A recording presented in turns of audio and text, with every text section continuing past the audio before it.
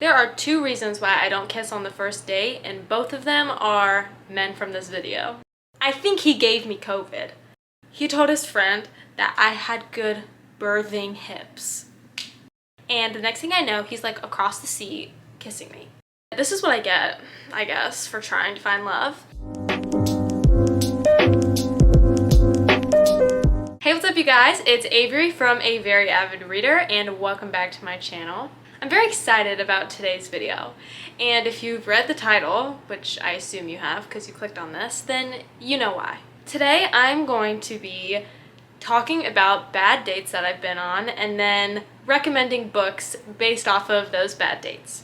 The idea for this video came from Emmy here on BookTube. She's one of my favorite booktubers, and when I saw this video I was like, that's an amazing concept, and then I watched her video and I love it. It's so funny and I just knew I wanted to make it myself. Because let me tell you, I've been on a few bad dates in my day. I'm going to be talking about 3 dates that I've been on in the past few years and then recommending a book based off of pretty much the men. It's going to be funny. I'm going to be unearthing some trauma of mine, so strap in. I'm going to change the names, but if you're watching this video and you've been on a date with me and you think it sounds a lot like our date, no you don't. It's all a coincidence. Okay? I also want to say I have no ill will towards any of these people. It's all love. Not from me, but from others. This is going to go in chronological order, but it's also kind of like not as bad to the worst. Without further ado, I hope you're excited. Let's get started. The first date I'm going to talk about was in high school, and I'm not even sure that this qualifies as a date because it was more of just like an outing. But there was this guy, I think I was a junior in high school, and he was a senior, and we started talking on Snapchat, and we had a mutual friend who was in one of my classes. So my friend was like wanting us to like, you know, get together, and we'd been talking on Snapchat for a little while, and we decided to go off campus together for lunch because that was like a thing. Like, oh my gosh, they went to lunch together, like, ah, my gosh, crazy. And upperclassmen were allowed to leave campus. I had never met him before, so we were gonna meet up and he was gonna drive us to lunch and then come back. We get in the car, we don't really know where we're gonna go yet. We didn't decide in advance. For some reason, we ended up at Wendy's. I don't know why, because I'm a vegetarian, so I can't eat anything at Wendy's besides like a Frosty and French fries. And I think I literally just got like a Frosty. I think that was what I had for lunch that day, which is very filling and nutritious. There was nothing wrong with him. I just like didn't vibe with him, you know? There was no spark, no click. And so I was just kind of like underwhelmed. He's nice, but I'm not really super into it. On the way home, what really sealed the deal was probably for like 10 or 15 minutes on the drive home, this dude rapped. I was sitting in the passenger seat and he was over here like rapping to the song that I didn't know. He was like feeling himself so hard that he was like rapping to the song, and I'm literally sitting here like, this was his main character moment, and who am I to honestly judge that? Like, good for him. But I'm literally just sitting there like this, just waiting for us to just pull back into the freaking high school parking lot so I can get out and leave. And I think he was rapping to that song. I don't even know how it goes. I'll like put a clip of it. 2 + 2 is 4, -1, that's 3, quick maths. And y'all know that just horribly painful, awkward time in your life when you just have to like smile and act like you're enjoying yourself so you're not rude. But I'm literally just sitting there like, yeah. Pain, just pain. So obviously after this, I don't remember exactly what I said to him, you know, maybe later that day or maybe the next day, but I made it known that I just wasn't interested and, you know, we could be friends. And I go into class the next day and his friend, our mutual friend, is telling me that he's like super distraught because he said verbatim that he had put all his eggs into my basket. All right, what? We had never met before this one occurrence. So I'm sorry that you put all your eggs in my basket when we were just talking on Snapchat, but that doesn't count. Like, you can't get to know somebody on Snapchat. So, I mean, I guess high schoolers think that that's true and that you can do that. We literally hung out one time for like 30 minutes. Why is he so distraught about this? And really the cherry on top is that he told his friend, I almost can't say this out loud. He told his friend that I had good birthing hips. If you're sitting there just like, what? Yeah, that was me too. Because first of all, I was 16. What a weird thing to say. Well, that's a weird thing to say about any woman ever, but much less like a 16-year-old girl. Second of all, literally where? Where? Because objectively, I'm not a curvy girl. Like, I'm pretty stick straight. And so the fact that he said I had good birthing hips is just cringy in and of itself, but it's also not true. Like, unfortunately, I'm not built that way. So that's kind of a fun, cringy high school date story. You know, high schoolers they're just a different breed. So I actually have 2 books that I'm going to recommend for this story because I couldn't pick between the 2. And they both kind of go with the story. The first one is The Catcher in the Rye, because when he was rapping, he was having his main character moment, and that's literally Holden Caulfield energy. Like, Holden Caulfield was 100% aware that he is the main character, and this guy, he was the main character of that moment also. So good for him. But also, like, the weird comment about, like, my body, kind of a Holden Caulfield thing to say. Just like, ew, I'm sorry, that's just gross. Why would you ever say that to someone? Why would you ever? The second book that I'm recommending is Paper Towns by John Green. And this is simply because, and this is going to be a bit of a spoiler, but I don't feel bad about it because this book has been out for so long. So if you want to read it, just skip. I'm going to spoil a little bit of the end of Paper Towns. But when the main character, I can't remember his name, finally finds Margot, and she's like, what are you doing here? And he's like, what do you mean? Like, didn't you, like, leave all these clues for me? And she's like, no. They spent one evening together, and the main character was like, oh my gosh, like, she loves me. Like, she's doing all this for me. We're gonna be together. And she was literally just like, okay. First of all, that's iconic. That's iconic. Second of all, kind of what happened. Me and this guy spent 30 minutes together, and he was like, I put all my eggs in your basket. Like, come on. Come on. Easter has passed. All right, that's my first story. Hope you enjoyed it. Let's move on to the second. So this one happened while I was in college, but don't let that fool you. That doesn't mean that it gets any better. If anything, these have gotten worse the older that I've gotten, so that's exciting. So this story happened about 2 years ago, and I matched with this guy on a dating app. Let's call him Bruno. And we matched on the dating app. He's really cute. He was living in my city for the summer, for like a summer job, so he wasn't from where I live, and he was eventually going to be moving back at the end of the summer. So, I mean, I was aware of that, but I had just broken up with like a long-term boyfriend, so I wasn't really looking for anything serious. I was just trying to see what it was like to date guys again, and this experience did not give me much hope. But we matched on the app, and he actually said, like, let's meet up and let's go do something, which is really nice because I hate just like texting someone for a long time. Like, I literally don't want to talk to you via text message. Like, let's go hang out, because trying to get to know somebody online is just so dumb, and you don't actually know what their personality is like. So we make a plan to go to a drive-in movie, which I was a little concerned about because the drive-in movie place was like an hour away from me. So I would have to drive with him for an hour, sit through a 2-hour movie, drive back an hour, and that would be not fun if he was like kind of weird or creepy. But I just decided, like, whatever, I'm gonna do it. All my friends and family had my location, so I wasn't like super worried about it. He comes, he picks me up, and we have a good drive. Like, we talk for an hour, and he actually really liked books. We like talked about reading some of our favorite series, and so we had a good time talking, and I was like, oh, he's kind of cool. And we get on the topic of previous relationships, and he starts telling me that his ex-girlfriend is getting married in like a few days. And it was obviously something that had been on his mind. And I was just like, oh, like, I'm sorry. Like, I don't know, I didn't know what to say. So they had broken up in January of 2020, and this was like the summer. I think this happened in July. Anyway, it was like 6 months later, she was getting married to somebody else. So you could tell he was like kind of shook and hurt. And I just didn't know what to say. I was like, oh, like, I'm sorry. So then we start talking about music, and he puts on this song, and he's like, I love this song. Like, this song, like, really, like, hits me here. I'm like, okay. When I Was Your Man by Bruno Mars. And he starts singing.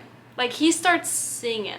Do you know what it's like to sit next to a man who is soulfully singing along to a depressing Bruno Mars song that I just know he's thinking about his ex-girlfriend who's getting married?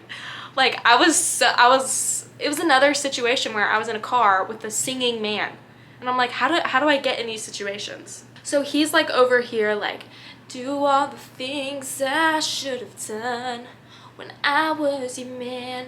And I'm sitting there like, yeah, this is a good song. I'm pretty sure he's having like a full-on breakdown. So the song ends, we kind of move on, things get back to normal, luckily.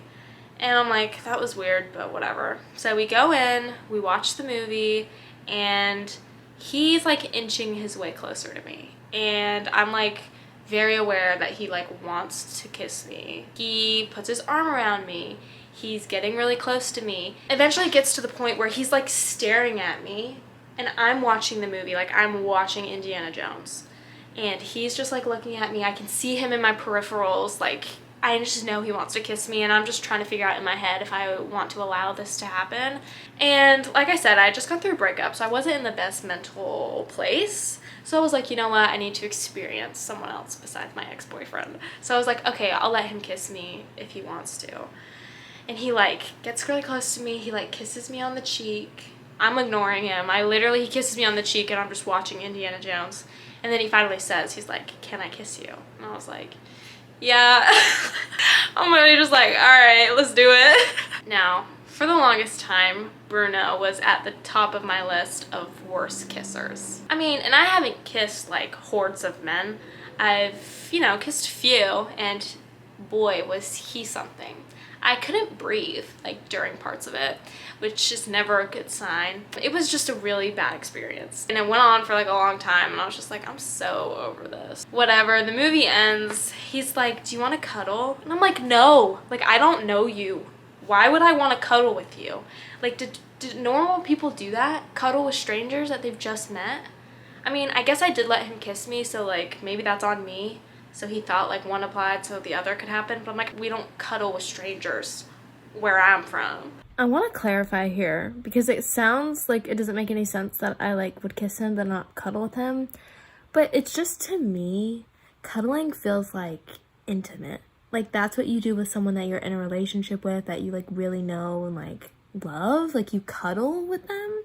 Cuddling doesn't seem like something you do with someone you just met. I don't know. See, like it does sound kind of twisted. But I would kiss somebody on a first date. Well, not really anymore. But I wouldn't like cuddle with someone on a first date because I just don't feel comfortable enough with them to be like all over them. Does that make sense? I don't know. Maybe I'm just being crazy. Let me know. That was an interesting situation. Anyway, we drive home. The drive home was a lot of me just sitting there like wishing I was in my bed, and him singing. He was singing again. Like he would play his music and just be singing, and I'm literally just sitting there like, I didn't hang out with him again. That was that experience with Bruno. So the book that I recommend for this date is The Sorrows of Young Werther by Goethe. So this is a book that I read for a class last summer, and I really enjoyed it. A classic piece of literature about a young man named Werther, and he meets this woman who he falls in love with, becomes obsessed with, but she's engaged to another guy. And so she eventually marries her fiance, and Werther is still in love with her and still like a part of their lives, and everyone knows that he's like kind of in love with her. And he just gets like very obsessive. It addresses mental health. It's kind of one of the first books that ever really did that.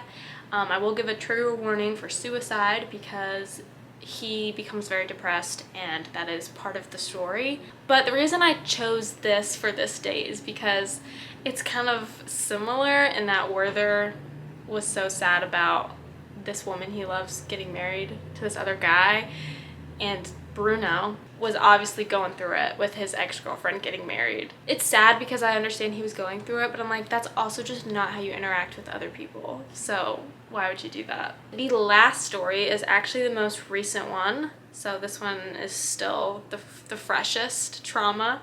This is another example of someone that I met on a dating app, and we'll call him Sal. So me and Sal matched on the dating app and we started talking to each other.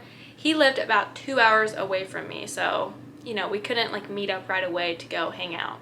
And so we talked for a few weeks, just kind of like off and on.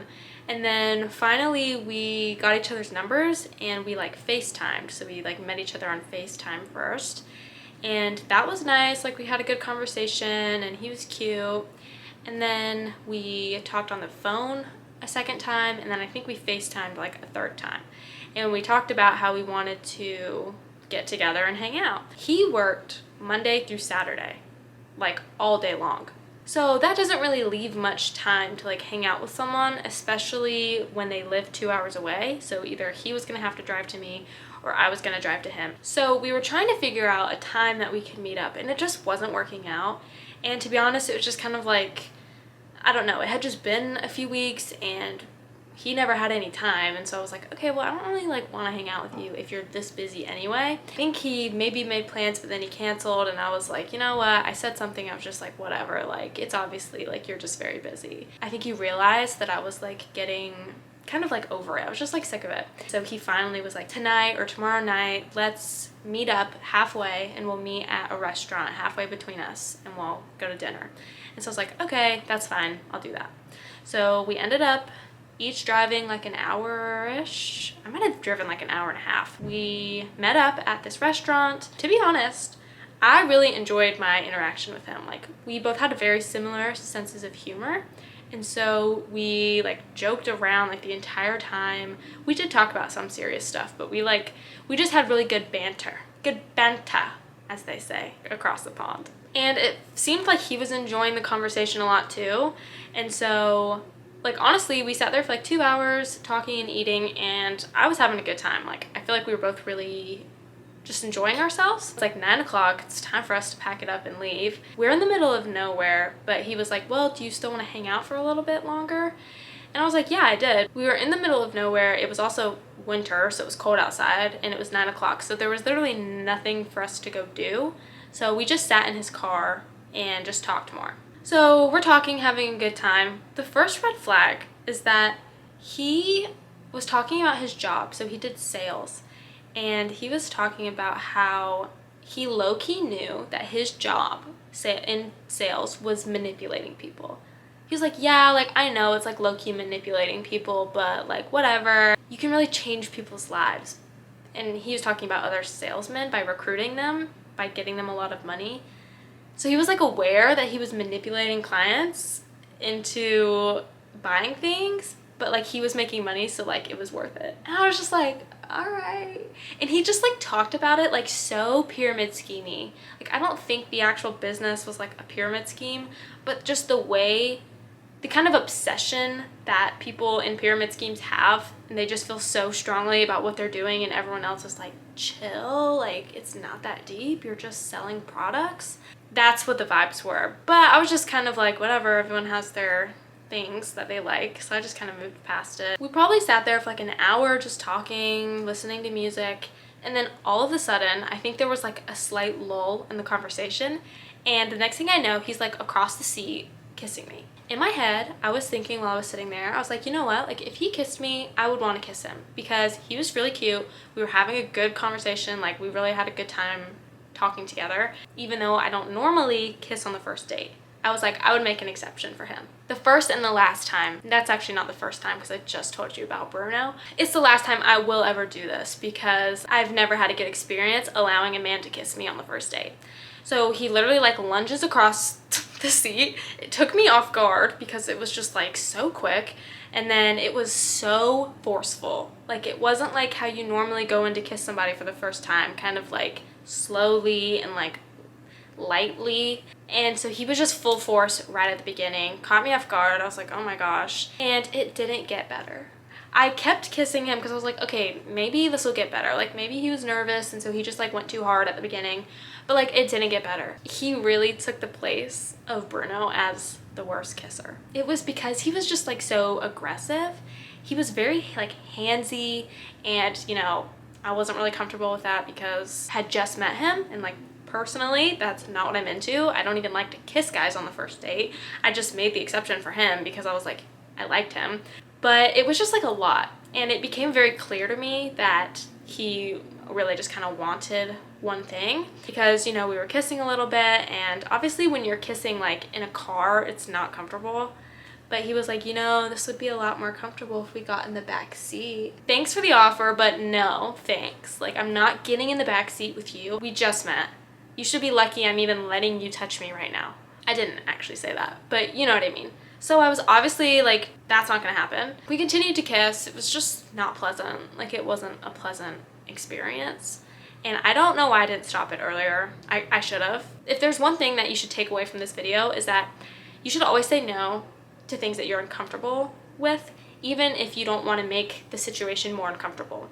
With both Bruno and this dude, what did I say I was going to call him, Sal? Both times I was letting them kiss me, I was not enjoying it. But I didn't want to stop it because I thought that would be awkward, which is dumb. I think I've learned my lesson. I'm not going to let that happen again. If you're uncomfortable with anything, just stop. Like, it doesn't matter. You don't have to see them ever again if you don't want to. Just learn from my mistakes. It was later, I didn't really put all these things together until later, how much I think he was really only wanted like one thing from me. Because he asked me later in the car, he was like, did you think I was gonna kiss you? And I was like, yeah, I kind of had the feeling you might. And he was like, well, you know, I figured like we drove all this way, like we might as well. Later when I was thinking about that, I was like, that kind of hit me the wrong way. I told my mom about it and she was like, girl, he's literally just saying like he just like drove all this way so he should get something out of it. I didn't realize it in the moment, like how that actually sounded. I'm like, wow, that's kind of a shitty thing to say. Just really a bad kisser. I got home, I talked to my roommates about it, they asked me how it went. I couldn't reconcile the beginning of the night with the end of the night because I had such a good time at dinner. But then as soon as we got in the car, it was like uncomfortable at times. It wasn't even until like the next day that I fully kind of like was like, wow, that kind of sucked. And I kind of like got upset about it and I was like, that made me feel bad like about myself. Further proof that that's kind of what his MO was that I texted him that night when I got home and said, thanks for dinner. You know, always say thanks for dinner, whatever. And he said, yeah, like I'll definitely want to come drive to my city sometime to hang out. And I was like, I think I just liked the message or like hearted the message. We never spoke again, ever. I never texted him and he never texted me. And I never texted him because I felt uncomfortable. I didn't want to hang out with him again. And then I also just kind of felt uncomfortable with the situation. So I never texted him and then he never texted me. So maybe I'm a hypocrite for saying that like he should have texted me. It was very weird because in our conversations that we had, like I feel like I'm a very emotionally intelligent person and I can kind of feel when people are vibing, and we just were like having a really good conversation and laughing with each other. So it just kind of shook me that maybe he was only acting that way so that he could get what he wanted at the end of the night. And then when I didn't, you know, let him, maybe he got like mad and so he never hit me up again, which is fine. Like, I'm not mad that he never hit me up because I didn't want to have to talk to him again anyway. And the absolute kicker of this story is that all that happened on a Saturday night. Tuesday, I had COVID. And I'm not trying to name names or point fingers, but I think he gave me COVID. And once again, like it's partially on me because I did go kiss a stranger from a dating app. So like I'm not saying it was all his fault, but at the same time, like he gave me COVID. So like me and all my friends, whenever we talk about him, they're like, oh, like the one who gave you COVID? I'm like, yeah. It could have been something else, but I'm pretty sure that's what it was. So the book that I chose for this super fun experience is Pride and Prejudice by Jane Austen because this man is Wickham. Hear me out. He really seemed one way, seemed very charming, but then the tables turned and his true colors kind of came out. I had a very Lizzie Wickham moment. Like Lizzie, I thought that he was like very charming and like a good guy. And then, wow, you kind of fooled me a little bit. Like, I got fooled. I really feel like this was Wickham that I met. I don't know, I just feel like I've had so many Wickhams that I've gone through recently, and I'm just ready for my Darcy. So, those are my 3 stories for you today. I have more, so I'm considering, making a part 2 of this video if you guys enjoy it. I think it's kind of funny and you get to hear my embarrassing stories, and also we can talk about books. So I think it's fun and I hope that you enjoyed it. If you did, make sure to give this video a thumbs up and subscribe if you want to see more videos from me. Comment down below a horrible date that you've been on, and if you have a book that goes with it, then comment that as well. But thank you again for watching. I hope that you enjoyed, and I will see you in my next video.